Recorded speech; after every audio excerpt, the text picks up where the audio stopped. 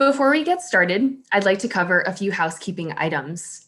If we were traveling on a Harvard travel trip, we usually refer to these as the rules of the road. So in the spirit of travel, let's begin here.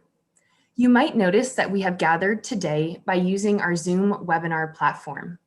Your microphone will be muted and your video will be turned off so we can direct our attention to our speaker.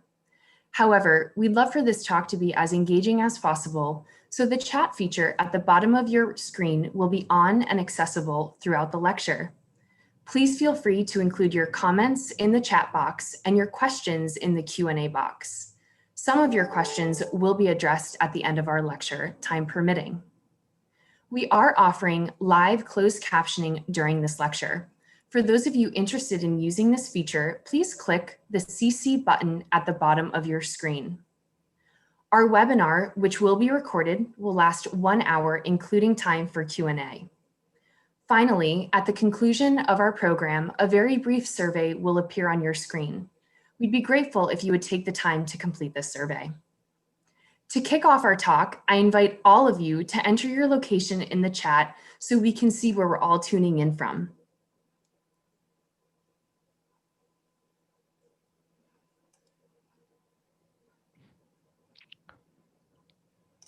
Excellent. Thank you so much. Well, lots coming in here. Fabulous. I'm very happy to report that we are joined by over 500 of our closest alumni and friends today.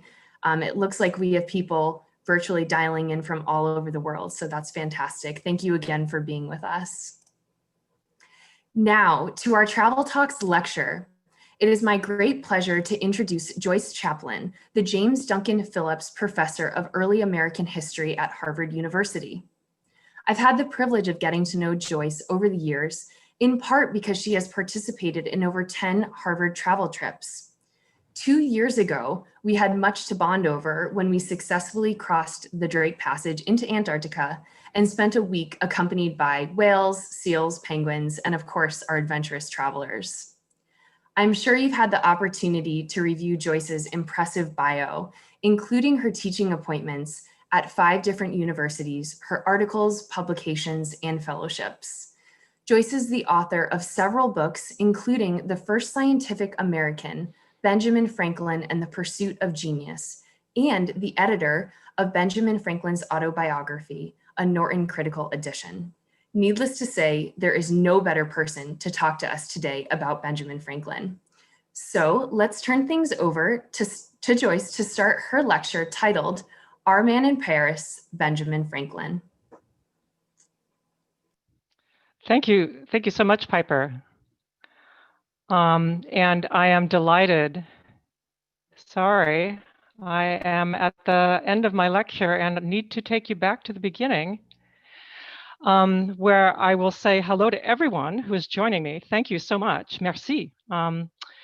If this were a tour, actual tour, our tour would begin here in the beautiful Bullseye Room at Versailles, where on March 20th, 1778, Benjamin Franklin waited to be presented to King Louis XVI, indicating France's formal recognition of a new nation, the United States of America, crowning moment in Franklin's efforts as US envoy to France, starting in 1776.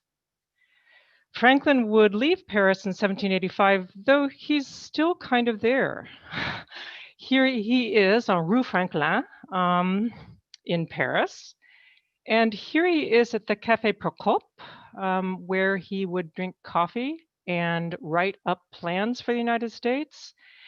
There he is over at the site where the United States and Britain would sign the treaty, ending the war for independence, noting the independence of the United States of America. And then there's the fact that the first edition of Franklin's famous autobiography was in fact published in France in French, only later appearing in English. The American founders are, of course, famous in the United States. Only Franklin is nearly as famous in France. Indeed, by the end of his life, he was one of the most recognized people in the Western Hemisphere. Born in 1706, he began life among very ordinary people. He was the youngest son of a Boston candle and soap maker. Then, as an adult, he achieved celebrity through printing, writing, politics, and especially the sciences. Once he was famous, his likeness proliferated in nearly every medium imaginable, so Franklin could eventually admire himself printed on paper, carved in marble, transferred onto china, modeled in wax, fired in clay, painted onto canvas, cast in metal, and perhaps most appropriately, electrically burnt into silk. So I'm just going to show you a very, very few of these images. This is mezzotint done around 1776, very inexpensive image on paper that members of the Franklin family gave out or sold inexpensively as a souvenir of the great man. Here is in the upper left a punch bowl with which a gathering, if we were together, we could toast the great man with punch.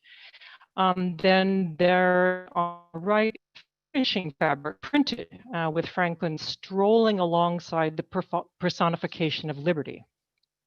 So much did Franklin's image proliferate that in 1779 he bragged to his daughter that his face had become as well known as that of the moon.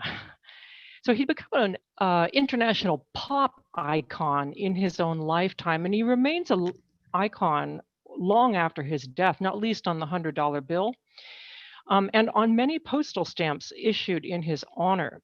Only one other individual who worked in the sciences has, at least so far, achieved this kind of iconic status, Albert Einstein. So here they are, the pair of celebrities in modern science, the founding father who invented the lightning rod, and the Swiss physicist who claimed that E equals mc squared. Indeed, each man's array of icons is uncannily like the other, showing just how extensively they entered lives, homes, consciousnesses. Depending on when you lived, you could drink punch from that bowl decorated with Franklin's face, or coffee from a mug bearing Einstein's image. You could decorate your home with fabric printed with the master of electricity or a poster of the master of relativity. You can see them at leisure. Here they are. Or you could see them busy at their desks, each one accompanied by an image of Newton. In Franklin's case, it's that dark bust in the background, and in Einstein's case, it's that portrait hanging from a ribbon on the wall.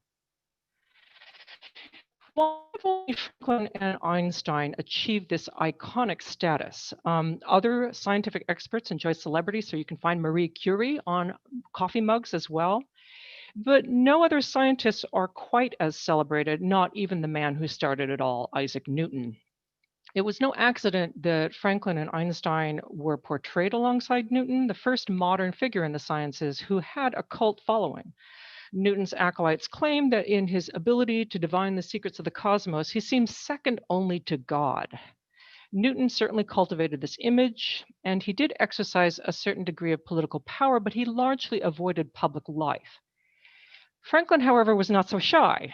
He recognized Newton's achievement in the sciences and followed suit, if on a smaller scale. But he then turned his fame for natural science into a reputation for political influence until he managed to shoot past his role model and become as recognized as the moon. A lull would follow before Einstein would occupy a similar cultural position by being internationally celebrated for an uncanny gift in science and therefore believed to have extraordinary wisdom that might help solve the problems of the day. Here, to explain this, historical context matters. And so for the rest of my time with you, I'll emphasize this context, which blended science, celebrity, and politics, especially war, politics by other means. In Franklin's case, the place where these factors mixed most powerfully was, of course, France. For most of Franklin's life, France was the great enemy of his nation, Great Britain. Yet the French gave Franklin his first important recognition as a man of science and gave him his most lasting fame. Franklin's French connections show the complicated history of modern science. Science is supposed to be above national differences, yet it is often a means of asserting nationhood. This tension between science's national and international identities influenced Franklin's career as it would Einstein's, and this tension is, of course, still with us. Both Franklin and Einstein worked in areas of physics that were, for their times, astonishingly new. Redefined material reality. Franklin by using electricity to re-examine the nature of matter, Einstein by using mathematics to redefine time and space. Each man worked, moreover, during a period of immense transformation in the human order. Franklin lived during the rise and fall of the First British Empire. Einstein during the collapse of Europe into war and genocide. Each man would be strongly associated with a conflict that had global dimensions. Franklin with the 7 Years' War and its aftermath, the American Revolution, and Einstein with the Second World War. Now, let us say goodbye for the moment to Einstein and focus on Franklin and his career in science. By the time Franklin was born, science had become a newly important field of endeavor. People have always sought to understand the natural world, but only at the end of the 17th century did some Europeans, including Newton, begin to think that their ways of explaining the natural world were uniquely truthful. They made experiments, mathematics, and the direct observation of nature central to this science. This is, of course, all old news to us, but it was excitingly novel in the 18th century. Science was then a vast, breathtaking, and even unsettling enterprise. It was enormous in scope, including topics we now assign to medicine, engineering, travel writing, or even ethnography. Science was of tremendous public interest. Lectures and demonstrations were open to the public. Newspapers, even provincial ones, regularly publish accounts of experiments, new technologies, and medical news.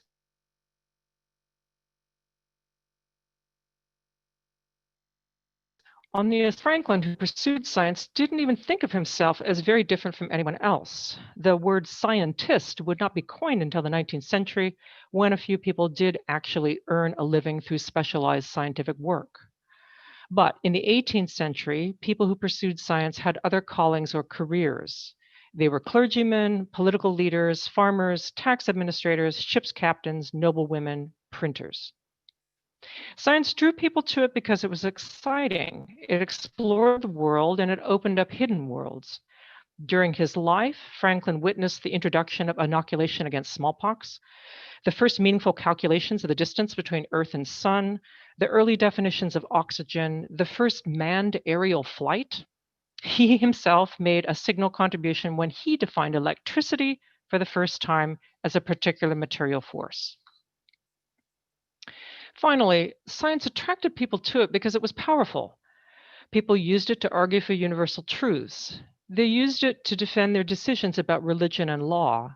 They created important naturalistic metaphors.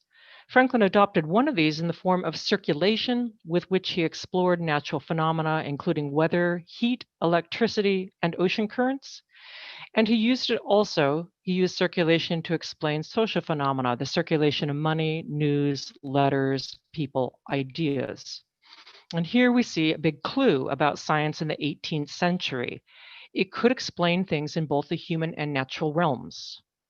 Science is knowledge of things, politics is power over people. During the 18th century, the two enterprises overlapped in new ways. Franklin entered both realms, but he flourished especially in the territory that they held in common. A man of science, he became a political leader, indeed the personification of a new nation with an unprecedented history. Franklin's contemporaries recognized that science had been his route to political power. A famous description proposed that Franklin had snatched lightning from the heavens and the scepter from the tyrant in that order. So let me explain the order in which things happened in Franklin's life. The sequence of events makes clear that whatever his accomplishments before his crucial electrical experiments, they were as nothing compared to his celebrity once he published his account of those experiments. Science made him famous as nothing else before. I'll start with the before picture. Franklin had trained as a printer in Boston with his brother, and then in London at two print shops. He settled in Philadelphia in 1726, where he established his own extremely successful print shop. He made himself well known by publishing a newspaper, the Pennsylvania Gazette. He made himself rich by publishing Poor Richard's Almanac, a steady bestseller. Meanwhile, he was Philadelphia's most important civic booster, helping to organize a library, a learned society, a fire company, a hospital, and an academy, among other things. Some of these organizations still survive, as the Library Company of Philadelphia, the American Philosophical Society, the Pennsylvania Hospital, and the University of Pennsylvania. Franklin also began to inch his way into politics. He became official printer to the Pennsylvania House of Assembly, a position that often went he became official printer to the Pennsylvania House of Assembly and then an appointed clerk. He would become colonial postmaster at Philadelphia, which is a position that often went to a newspaper printer. Then Franklin grew bolder and published a critique of Pennsylvania's political powers. His pamphlet, Plain Truth, published in 1747. In this work, Franklin scolded the ruling powers for their neglect of the colony's defense during King George's War, which pitted Britain against France and Spain. The pamphlet had a sudden and surprising effect, he later recalled, and made him into a figurehead in local politics. He won his first elected position the following year, 1748, on the Philadelphia Common Council. Maybe he would have gone on from there, collecting mid-level political positions until he had achieved local prominence, meaning that after his death, he would be known mostly to specialists in early American history, people like me, not to the general public. But then, following these slow ascents locally, electricity seduced Franklin. A London friend had sent over to Philadelphia some electrical apparatus and instructions for its use. This device was basically a large piece of smooth glass that, when mounted and rotated against a person's hands or another buffer, would generate what we would call an electrostatic charge. The charge could then be sent through various conducting items, usually made of metal. It could be concentrated in storage containers known as Leyden jars, and its effects on things and on people could be studied. Franklin and 3 collaborators began to design their own experiments with electricity. I have, during some months past, he confessed, had little leisure for anything else. And he wasn't alone in this single-minded fascination. His contemporaries were all fascinated by electricity, mostly because no one knew quite what it was. People had tried to define it. There were many reigning theories, not only to solve the puzzle of what it was, but to answer an even bigger question. What was matter? All of it. No one had yet observed matter's elementary composition. Instead, they looked at physical properties and deduced from those what matter might be. Physical construction of stuff in the world. What was it? Newton's theories of matter would be Franklin's touchstone. Newton had helped to revive the ancient idea that matter was formed of tiny corpuscles or particles. He had also hypothesized that electricity might be a great force running throughout the physical creation, and that its properties might reveal a great deal about all physical matter. This is where Franklin came in. Electricity was not directly visible, but its effects could be verified through the senses. So it could move objects, you could see it. It created flashes that were also visible. It tickled or hurt people. It set things on fire. So Franklin and his collaborators, observing all these properties, set out to generate more verifiable elements of electricity in order to define it and maybe all the rest of matter.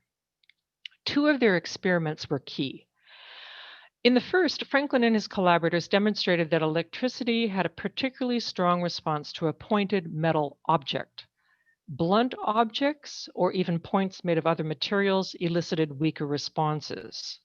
This was evidence, the experimenters concluded, that matter occurred in small particles. A pointed object, because of its very narrow end, drew electricity particle by particle, as Franklin put it. This would not be vindicated until identification of the electron in the 20th century, but in the meantime, it was indirect validation of the particulate theory of matter, and also, more importantly, a big, big theoretical claim, one that immediately showed the boldness and ambition with which Franklin approached science. In the second key experiment, Franklin designed a way to run electricity in different forms through different people. This required the full participation of all 4 of the electrical collaborators. This is an image made of a similar experiment, not exactly the one Franklin did, but very similar. And I will proceed only by cautioning you, please don't try this at home. It can be replicated, but I'm not necessarily recommending that. So the minimum of 4 people to do this experiment. One of them to rotate the electrostatic glass cylinder A second, as you can see, to press hands against the cylinder, generating an electrostatic charge that is carried through a metal rod. A third person receives the charge from the far end of the rod while insulated from the ground. And in this case, the third person is also holding a metal sword. A fourth person, the woman here, is grounded and can receive the electrical charge, either feeling a painful shock or otherwise verifying it. So the woman is using the spark from the sword to ignite spirits of alcohol in a spoon. Again, please don't try this at home. Through this kind of experiment, Franklin and his collaborators demonstrated that electricity wasn't just leaving one person and going into another. It was present in some form or another in all people, either when they could feel or see it or not. From this, Franklin concluded that electricity was present everywhere, yet could take two different forms, negative and positive, still the way we describe electricity. So the person who rubbed the electrostatic cylinder was electrized negatively because they gave some element of their electricity to the piece of glass. Conversely, the person who received the charge through the conductor was electrized positively because they had an excess of some electrical charge. Now, before Franklin, theories of electricity had posited that it existed in many forms, depending on whether it attracted or repelled objects, depending on which substances generated it, amber versus a cat, and so on. But Franklin proposed a far more elegant and convincing way to understand electricity as one particulate substance with two qualities, positive or negative. He also hypothesized that electricity occurred in the atmosphere, and he described a way to investigate that possibility by raising a pointed metal rod into thunderclouds. Franklin described his findings in his experiments and observations on electricity. Published in London in 1751, the book had its greatest initial impact in France, where experimenters were first to follow Franklin's protocol and demonstrate that electricity did indeed occur in the atmosphere. From France, Franklin's reputation as a philosopher of nature spread outward to the rest of Europe, including Russia and the German-speaking countries. He began to receive honorary degrees, starting with master's degrees from Harvard and Yale in 1752. 1 year later, he received the Copley Medal, the highest distinction given by the Royal Society of London, one of the world's oldest scientific learned societies. In 1756, Franklin was elected a Fellow of the Royal Society of London and would thereafter collect memberships in other European learned societies, from Paris to Padua to St. Petersburg. In 1759, he received an honorary doctorate from St. Andrews in Scotland and was thereafter very pleased to call himself Dr. Franklin. People went a bit crazy over Dr. Franklin, it must be said. In Europe especially, the idea that Franklin had supernatural power over nature became a commonplace. In 1756, German philosopher Immanuel Kant proclaimed Franklin the Prometheus of the modern age because the Philadelphian had, like the mythological figure, drawn fire or electricity from heaven, from the realm of the gods. Franklin's fame as a natural philosopher also brought him political appointments and victories. First among these was his tremendously important position as deputy postmaster for North America, a significant promotion from his local postmastership. And Franklin noted that it was contacts at the Royal Society of London that helped him get the job. He would also be elected and reelected to a seat in the Pennsylvania Assembly, something that had never happened before his scientific fame. He lived in London for long periods, acting as lobbyist for Pennsylvania and for several other colonies. All of this meant that Franklin was more prominent and more prominently involved in the affairs of the British Empire as it approached and then entered a cataclysmic conflict with France, the 7 Years' War. It's common to believe that the American Revolution is the central event in the history of the American colonies and a pivotal moment for colonists like Franklin. Of course, the revolution mattered, but one of the ways it mattered was as an outcome of the 7 Years' War. That war between Britain and France lasted from 1757 to 1763. Its initial phase in America is known as the French and Indian War. The conflict eventually burned its way across the face of the entire globe. So for the first time in human history, battles would rage on multiple continents and oceans at the same time. And after the war, peace talks in Paris determined how an unprecedented amount of world's lands would change hands. Britain was the clear winner of the war. From French concessions, Britain gained a major foothold in Asia, the Bengal province in India. It also won Canada, making it the supreme power in North America and over the North Atlantic Ocean. Franklin, like many colonists, shared the triumph of belonging to the most powerful modern empire the world had yet seen. Yet the war also raised troubling questions about that empire, particularly over the kinds of global power that Britain asserted over a range of human populations. Britons and Americans asked themselves whether American Indians might be considered subjects of the British Empire. If so, did Indians have rights comparable to those of British subjects?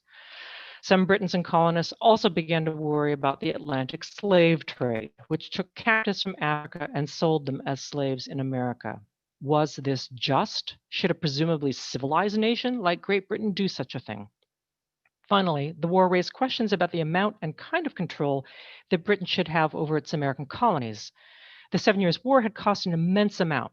Britain's war debt was so high that its annual interest payments exceeded its ordinary pre-war annual budget. British officials began to tax the American colonists who participated in this taxation without representation and who would eventually declare themselves independent from Great Britain. Now, Franklin was drawn into all the 7 Years' War's events and all its outcomes, intended or unintended. He proposed greater political unity among the colonies and with neighboring Indian nations. For the first time, he wrote essays and pamphlets defending the rights of American Indians. He began to grow as economically efficient, he argued, and morally unjustifiable. And Franklin began to question Britain's administration of its colonies, particularly the taxation of its colonies. He became a more and more outspoken critic of Britain. It was very convenient for Franklin that as his relations with Britain were getting more complicated, his stock was rising in France. He could thank one man for that, Jacques Barbeau de Berg. In 1773, Barbeau de Berg produced the first comprehensive French edition of Franklin's writings. Its core was Franklin's expanded experiments and observations on electricity, and it solidified Franklin's French reputation as an important man of science, member of an international community that shared knowledge about nature above and beyond national loyalty, which had taken place even during the war, when men of science in the colonies in France and Britain continued to correspond and expect that their letters would be delivered despite the conflict. Despite the war going on. Now, the problem in this scenario, however, was that Franklin had been no philosophic bystander in the war. He wasn't just corresponding with fellow men of science, he'd been actively involved in the conflict, and that was a problem. For that reason, Barbeau de Berg crafted an introduction to his edition of Franklin's writings that presented Franklin as a peaceful American, in fact, implying that Franklin was a native of Pennsylvania and a Quaker, a member of a sect known to shun warfare. Franklin was nothing of the kind. He hailed from New England, a region long notorious for attacking French Canada, and he had been exasperated by Quaker pacifism during the 7 Years' War. However inaccurate Barbeau de Berg's characterization of Franklin, many French people would assume that Franklin did have a Quaker background and might not have fought against them. Barbeau de Berg also stressed Franklin's philosophical eccentricities. The volume included Franklin's classic essay on swimming, not yet published in English, plus his idea that nude air baths assisted health. Barbeau de Berg had in fact solicited the essay on swimming, and he extolled Franklin's nudism, as well as his advocacy of other unusual ideas, such as the education of women in science. If most of the Oeuvre de Monsieur Franklin bolstered its subject's serious reputation in science, it also conveyed the sense that he was a radical and an American, a member of a pacifist religious sect, and an outdoorsy, folksy, unpretentious, egalitarian swimming kind of guy. So that was what the French would assume Franklin might be when he turned up in their nation on official business in 1776. When the colonists broke with Great Britain in 1776 and began to fight their War of Independence, they needed foreign allies. They sent emissaries to the different European courts to plead for help. The most important potential ally was France, and so to the court of Louis XVI, the Continental Congress pulled out all the stops and sent the world's most famous North American, Benjamin Franklin. He was extremely well received, even before he could be officially recognized. The groundwork that Barbot de Berg had laid served Franklin very well. One famous portrait of Franklin in a fur cap efficiently summarized the French view of him as an American with characteristically rustic headgear, but also as a philosopher. There was a tradition in France of depicting philosophers in fur caps. Earlier portraits of moral philosopher Jean-Jacques Rousseau and of natural philosopher Pierre-Louis Moreau de Maupertuis had both featured fur caps. So Franklin fit into a pattern of how you recognize certain kinds of philosophers. He had first served as part of a four-man mission, but once France signed a treaty of alliance with the United States in 1778, Franklin became sole plenipotentiary or ambassador. Adulation of Franklin had been steadily mounting from 1776 to 1778 when it hit its highest point. Crowds literally fought to see him. One poor homesick American paid for a place at a window where he was promised a mere glimpse of the great man passing in his coach. And endless Franklin trinkets poured out of France's workshop. Three examples here, including a snuff box. Ever flattered by all of this, Franklin described it by speaking of himself in the third person. It is said by learned etymologists that the name doll for the images children play with is derived from the word idol. From the number of dolls now made of him, he may be truly said in that sense to be idolized in this country. Franklin had some reason, however, to be a bit discomfited by his celebrity. He couldn't keep up with his fan mail. Teetering stacks of letters arrived daily. Fame also brought some amazing signs of scorn. Franklin's likeness was immediately recognizable, hence useful even to his detractors. There is at least one pornographic print of the famous American, which I will not show you. And when one French noblewoman could not stop rhapsodizing about Franklin, King Louis presented her with a chamber pot printed with Franklin's image inside the pot. The serious accolades, which Franklin gratefully accepted, stressed how a man of science could become a man of public affairs. This belief had two underlying assumptions. First, that nature's law and human law were similar. Second, that a genius that could be applied to science could be applied to politics, especially diplomacy and statecraft, or vice versa. One set of laws able to be understood if you understood nature's laws. I'll give you one example, just to consider the role that Franklin was asked to take in the controversy over mesmerism, a controversy at the time. This is a medical therapy proposed by Franz Anton Mesmer that physical contact with magnetic material stimulated the human body's own animal magnetism, restoring health. So these people are gathered around a baquette filled with magnetic or metallic material, and they're holding rods or otherwise exposing their body to this material, hoping to be restored to health. King Louis was skeptical about this medical theory in 1782. Others were too, but the king in 1782 appointed two commissions to investigate mesmerism, and Franklin headed the one, sciences of which he was a foreign member. Franklin's committee denounced Mesmer. You see in this cartoon, the baquette is shattered and ignorance and superstition are taking flight. Mesmer was denounced as a charlatan and his therapy as useless. This is distinctive, this whole episode, as an example of an active political figure using his reputation in science to make a point about medical knowledge and practice, and doing so in an international context. But of course, that's what Franklin was famous for, solving the problem, whatever the problem was. So Franklin's fame makes sense within this context, but why so famous? His incredible celebrity resulted, I think, from the fact that he'd come to prominence in the context of global and frightening warfare. Everyone feared that America's war for independence would restart a global conflict, that it would be the 7 Years' War all over again. Few thought that the Americans had any chance of defeating Britain, and French leaders thought that if they allied with the colonists, their presence in conflict would reignite global combat. Some of the French even hoped that this would be true. This was their chance to regain some of what they'd lost in the last war. Many reasons inspired Louis XVI to ally his nation with the United States, but the most powerful was hatred and resentment of Britain. Franklin offered France an opportunity to settle old scores, but at what appalling cost. We, of course, know that the war never spun out of control. It remained a local conflict, but people at the time didn't know that. And they regarded the American war and Franklin with what now seem exaggerated assessments of what might happen.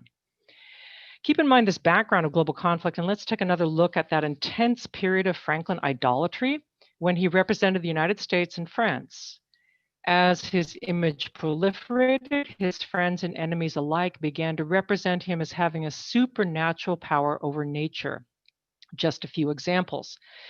An editorial in the New Jersey Gazette claimed that Franklin could, at any given moment, assemble an electrical machine that could disunite kingdoms, join islands to continents. He could also concoct a certain chemical preparation to smooth the waves of the sea in one part of the globe and raise tempests and whirlwinds in another. Meanwhile, in Britain, rumors flew in 1777 that the electrical ambassador in Paris had a device the size of a toothpick case that could reduce St. Paul's Cathedral to a handful of ashes. And the French fell into the habit of placing Franklin in the realm of the gods, as if he were himself divine, a Promethean figure. He became Franklin Almighty, conversing with deities, defying malevolent demons, benevolent figures protecting and welcoming him. Raising tempests, incinerating British ships, commanding divinities. Did people really think Franklin capable of these things? Surely some of the French images were meant to flatter Franklin or the Americans generally, to argue the wisdom of allying with such a powerful person and his nation. And Americans might have praised their famous man in Paris to cheer themselves up. This might have been the case in the early years of the war when the Americans lost most battles and had no allies and had to think hard about every advantage that they did have. And Britain might have represented Franklin as an evil sorcerer precisely to mock and discredit the American cause. The weapons of mass destruction that would have destroyed St. Paul's and the Royal Navy did not, of course, exist. Such weapons would be developed in the 20th century. So let me return one final time to Einstein and his era. By the early part of the 20th century, science was regaining a public profile it had not enjoyed since the 18th century. The idea that scientists could make wise interventions into public life was revived, but it was almost immediately troubling to people. Scientists' work on the development of poison gases in World War I was the first sign that the political uses of science were complicated, to say the least. Then, with the development of atomic weapons in World War II, scientists became, in the United States, heroes twice over. They were heroes first because they developed astonishing weapons that, it was thought, ended the war. They were heroes again for a second time because they criticized the use of such weapons. They were both technical geniuses and public consciences. In this story, Einstein played a prominent role. The impact of World War I in Europe, the rise of National Socialism, the genocidal nature of Hitler's Europe, World War II, and the development of atomic weapons all shaped Einstein's life and career. With good reason, he would protest being known as one of the fathers of the atom bomb. But in the popular consciousness, Einstein's fame had everything to do with the global conflict that had seemed to culminate in the development of atomic weapons. He's, of course, celebrated for his contributions to science, especially quantum mechanics and the special theory of relativity. But it's hard to believe he would have adorned thousands of coffee mugs and college dorm posters had he not been connected accurately or inaccurately with the most powerful weapons then known to humanity in the largest global conflict to date.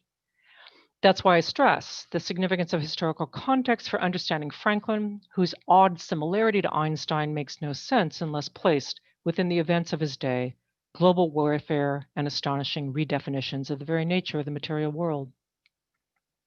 Now, I wouldn't want to claim that Franklin's and Einstein's eras were identical, but their similar contexts of global turmoil are significant.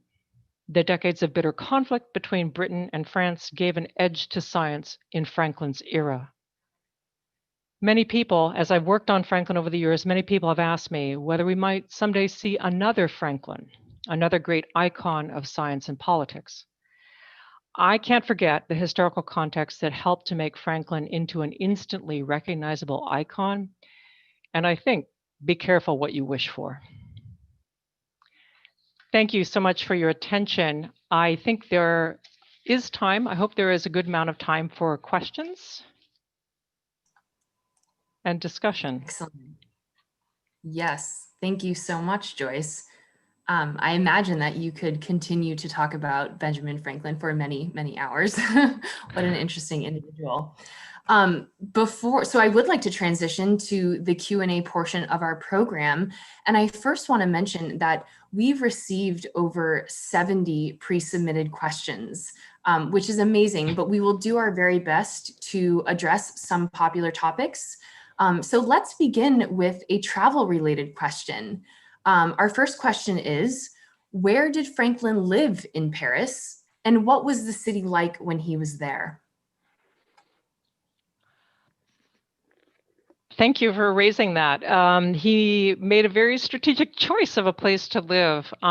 He was offered the house of an aristocrat, use of a very nice house in what was a separate village at that point, Passy, which is now a part of Paris in the 16th arrondissement. Franklin picked, it was a good choice because it was midway between the city, as it then was, and Versailles, where most of his business was. It was also somewhat removed on the river. This is just south of the Bois de Boulogne, which would have been much more rural.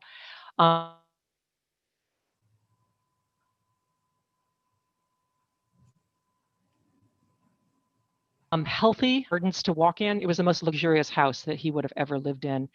It doesn't exist anymore. Only one of the houses that Franklin ever lived in has survived, and ironically, it is in London. But the French house is long gone. I'm sorry, the name of the house was Hôtel Valentinois, and the man who loaned him the house was named Chaumont. The Paris, as I think my answer about the house might have already indicated, Paris was not the Paris that we know now, with the big boulevards and open the Place, and of course the brilliant illumination at night. Paris, when Franklin was there, was much more a kind of medieval, early modern city that had kind of grown in tangles organically on both sides of the Seine River. And it wouldn't be until the 19th century and the real rebuilding of Paris that it would be a city that we would recognize. If you've ever been in older parts of European medieval cities, that was what a lot of Paris would have been like at that point. Great, thank you. My desire to go back to Paris has just increased significantly. I'm ready to travel again. So our next question, how did he live? Do we know if he enjoyed French wine and food? We had a lot of questions about that. He did. There's a famous misquotation of Franklin. Beer is proof that God loves us and wants us to be happy. But actually, and I'm sorry, I will not try to do this in French, but Franklin's original was in French and was about wine. Wine being proof that God loves us and wants us to be happy, said in French with the right accent, is very convincing. So yes, he did learn to enjoy France. I'm also thinking in this regard, this shows again how well Franklin took to France. I think it was John Adams who complained that Franklin's life at Passy was very luxurious and surely cost way too much money. And Adams was very critical. And Franklin said, oh, no, we only have ice cream on weekends. Again, a kind of indication that he'd taken to France just fine and enjoyed it. We have great records of one really elaborate party that Franklin threw. That we have the caterer's bill. Franklin wanted to celebrate the 4th of July, the first year after the Franco-American alliance. July 4th in 1779 fell on a Sunday, and it would have been wrong to celebrate. So they celebrated the 4th of July on July 5th.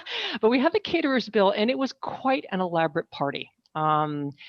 In a high bourgeois sense. I mean, I think most French aristocrats would not have been impressed, but it would have been pretty lavish by anyone else's standards. It had a lot of wine. What's really impressive, it seems to me, is the amount and variety of fresh fruit they had, which was a tremendous luxury, even during summer. It was a banquet, so very, very formal, with toasts. There was a toast to, I think, both George Washington and King Louis. And after the banquet, there was a ball, a dance. So again, really quite correctly done, according to French style, and indicating that Franklin knew exactly how to fit in, Mhm. and that he enjoyed that kind of life, even though they only had ice cream on weekends. Excellent. So our next question, which is arguably the most posed question, did he know French and was his French any good? He did know French. I will say immediately, his French is much better than mine, so I will not be very critical of it. He'd actually studied Romance languages off and on since his youth, starting with Italian, that he studied with a friend in Philadelphia when they were young nobodies, but wanted to learn things. So he could probably have read French before he went to France. He'd also, when Jacques Barbeau de Berg did the edition of his writings, there was some back and forth about the best way to translate certain things, indicating a kind of ability to negotiate the language from the 1770s onward. He acquired, I wouldn't, it would be hard to say that he was perfectly fluent, but he was probably proficient, right? And could make his way quite well. And he mostly learned this quite effectively by talking with friends and writing to them. So we have letters where he does make mistakes, people are forgiving. He talks about conversations he had with people, but really that is the best way to learn a language, is the back and forth with friends who will gently correct you, constantly doing this. I want to also point out, however, that Franklin didn't have to become perfectly fluent in French because he had a translator with him. He traveled to Paris with two grandsons. The younger one he sends to school in Switzerland, but the older one, William Temple Franklin, does become fluent in French and enters French life rather enthusiastically and acts as his grandfather's secretary. So he's there on the job, translating, if the ambassador said something complicated, or the minister of foreign affairs said something complicated, probably it was Temple who stepped in to do that. Perhaps Temple corrected some of what Franklin wrote. So I would say that Franklin was probably quite proficient in French, colloquial French, could speak and write it, and had help if there were technical difficulties. That's really interesting. So we're going to transition to another travel related question here, and that is where other than France did Franklin travel during his life? Was traveling typical at that time? He does travel somewhat widely. I mean, there would be people who did more traveling than Franklin did, but it was pretty impressive. So within the colonies, for instance, I think eventually his travels take him as far north as Canada. The Continental Congress sends him, he's pushing 70, and they send him on a diplomatic mission to Canada. And earlier in his life, I think he traveled as far south as Maryland, Virginia. So within North America, that's a pretty good extent. He had traveled to England several times during his life, and from there traveled to Scotland and Ireland. He had visited France earlier, and from there gone on to the German-speaking lands. The only time I think that he traveled beyond North America or Europe was on one of his transatlantic voyages. He goes to Madeira. Um, and luckily for him, since I do think, despite his admiration for French food and wine, I think Madeira was his favorite wine. So, and he does have a very happy memory of being there.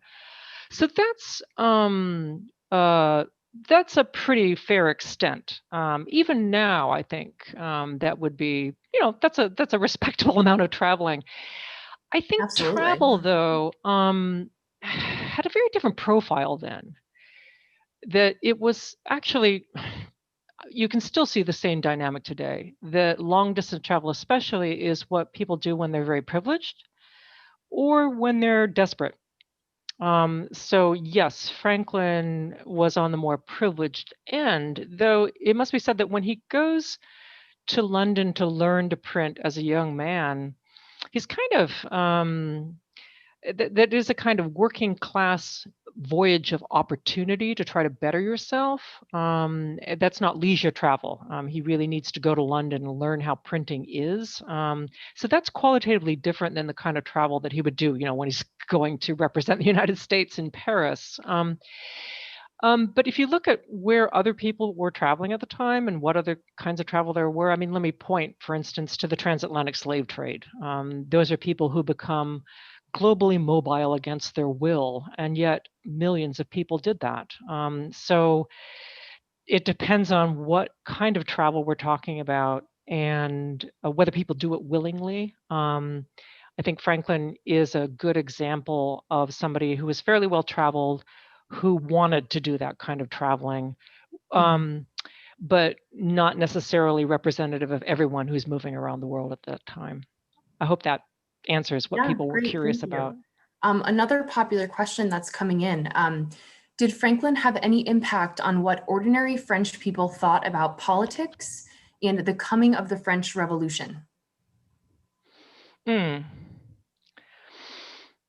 Um, well, his simply being in Paris at the end of the Ancien Regime, where people widely noted that the Ancien Regime, which existed before the French Revolution, was corrupt. It depended on a social hierarchy where your position in the hierarchy, your contact with people above you were everything. And more intelligent people knew that something was going to have to change. Now, Franklin was in a very delicate position since he was representing a republic. And the definition technically of a republic is a political system that does not have a monarch. And so Franklin was representing a nation that had defied George III, but they were very friendly with Louis XVI, which is a kind of a complicated political position to be in, and noted at the time that, why are we aligning ourselves with these people who don't want a monarch to rule over them? So Franklin was kind of a living embodiment of this anti-monarchical, but surely harmless kind of person. There was also an awareness that he'd sent that younger grandson to a republic to be educated. He sent him to away out of France to Switzerland.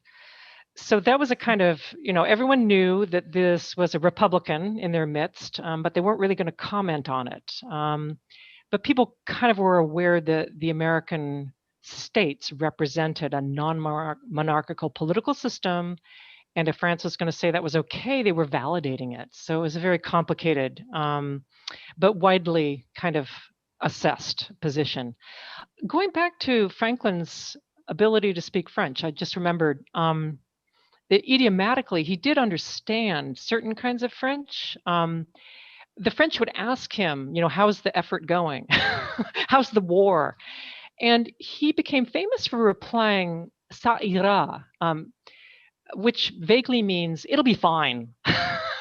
And I like how he was saying this when he couldn't possibly have believed that. Ça ira, it's going to be fine. That becomes a kind of rallying cry during the French Revolution and a song, Ça ira, that has many different versions. One of them stringing up aristocrats on the lampposts. There's a very stirring Edith Piaf version, of course. So there was, I think, a widespread popular conception that, yes, Franklin stood for a very experimental nation, but it was all going to be fine. And the French revolutionaries pick up that sensibility. Wonderful, thank you. Well, with a couple minutes left, we have time for one final question. And I'd like to end on a fun question here. Can you say something about Franklin's sense of humor? Well, for all I know, ça ira was his sense of humor. Which is a good transition, yes. Right. He has a reputation as being really witty and entertaining. Actually, from France, where there are a lot of accounts of him. I mean, he meets a lot of people and he's very publicly visible and he gets more commentary on what's he like than any other place he'd ever lived. Interestingly, a lot of the French say, you know, I tried to get 2 words out of him and he was just kind of non-responsive. So that's a kind of shock that people expected him to be like Poor Richard, right? All those witty sayings. And in person, he wasn't like that. I mean, it's possible he was a writer. You know, he was hilarious in his writing. But some writers are not what they are. They themselves are different from what they write, and that might have been true of him. I also think that by the time he got to Paris, he was so famous. You were there to entertain him, not the other way around. So it's sort of hard to tell. But No.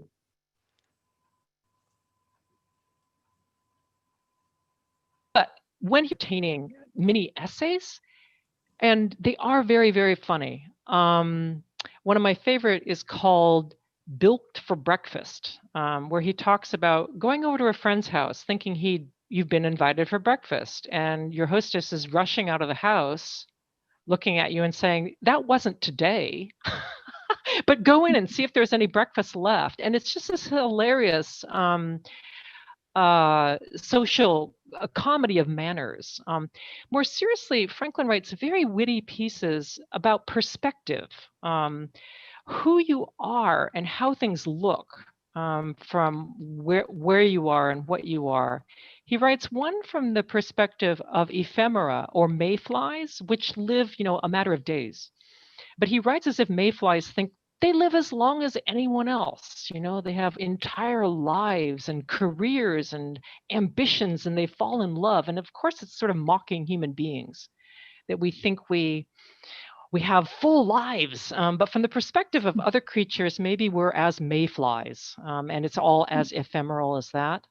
He writes much more famously and much more seriously his essay on North American Indians, starting with savages, we call them, but of course they could call us savages as well. So these very witty, sometimes serious and sometimes very, very funny ways of looking at the human condition, human prejudices. I would conclude, therefore, that he was very funny, but oddly, maybe not in person. Okay. Excellent. Well, thank you so much. Well, we have reached our time here. Joyce, on behalf of the Harvard travel team and our alumni community, I'd like to thank you so much for spending your Thursday afternoon with us and for delivering such an enlightening talk on Benjamin Franklin.